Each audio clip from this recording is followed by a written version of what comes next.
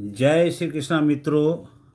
आज मैं पुनः आपके समक्ष श्रीमद् भगवद गीता की कड़ी में अध्याय 2 का 44वां और 45वां श्लोक प्रस्तुत करने जा रहा हूँ। भगवान श्री कृष्ण ने बड़े ही अच्छे ढंग से, बहुत अच्छी वाणी से अर्जुन को समझा रहे हैं। भोगेश्वर प्रसक्तानां तया प्रहित चेतसाम व्यवसाय सात्मिका बुद्धि समाधो न विधीयते। वहीं 45वां श्लोक में कहते हैं, तिर्गयन् विषया वेदा निस्त्रे गुण्यो भावार्जुन निर्द्वंद्वो नितसत्तस्थो निर्योग क्षेम आत्मवान। भगवान श्री कृष्ण अर्जुन को कहते हैं कि हे अर्जुन, जो भोग और ऐश्वर्य में अत्यधिक लिप्त है उनका मन मोहग्रस्त हो जाता है और वह भगवान के प्रति निश्चय नहीं हो सकता है। वेदों में 5 तरह के भोग बताए गए हैं। शब्द, दूसरा रस, तीसरा गंध, चौथा रूप और 5वां स्पर्श। ये सभी भोग हैं। अब शब्द का भोग का अर्थ क्या हुआ? शब्द का भोग का अर्थ हुआ कि हम अपनी वाणी को बहुत बढ़ा चढ़ा के कहते हैं। अपनी वाणी से, अपनी झूठी वाणी से दूसरे को हम अपनी ओर आकर्षित कर लेते हैं। वहीं रस का मतलब होता है कि वैसे व्यंजन से जो हमें आसक्त करता है।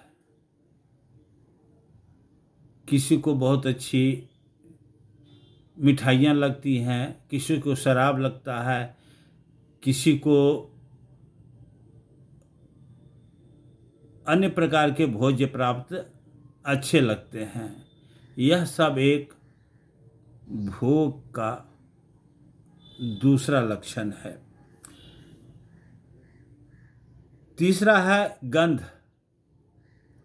गंध भी वेदों में एक प्रकार का भोग बताया गया है।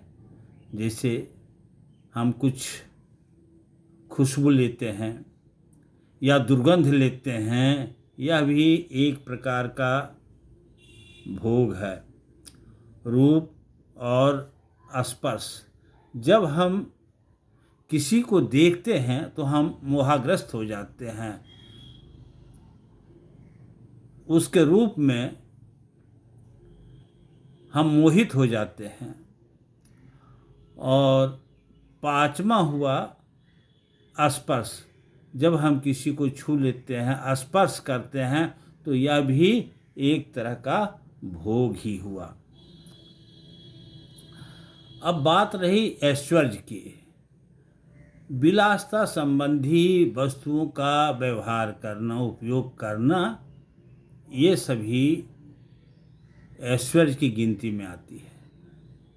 जैसे आज हम साइकिल से चल रहे हैं तो हमारी इच्छा है कि हम कार से चलें, फिर इच्छा होती है कि हम महंगे कार से चलें।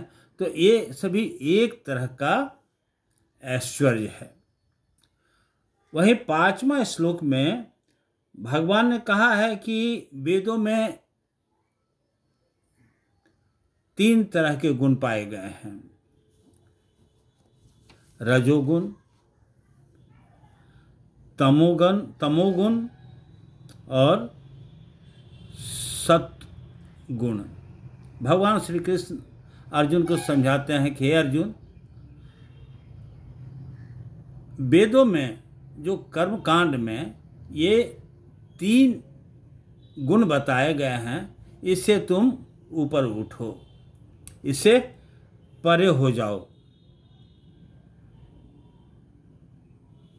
इसमें द्वंद्व, जैसे सुख दुख, लाभ हानि, इससे मुक्त हो जाओ और ये तुम्हें भगवान के सानिध्यता जाने में बहुत महत्वपूर्ण भूमिका अदा करेगी। इन सारे दुर्गुणों से तुम्हें बचना चाहिए। मित्रों, भगवान श्री कृष्ण ने पहले उपदेश दे रहे थे, अब समझा रहे हैं। यह हम लोगों के लिए भी अनुकरणीय विषय है।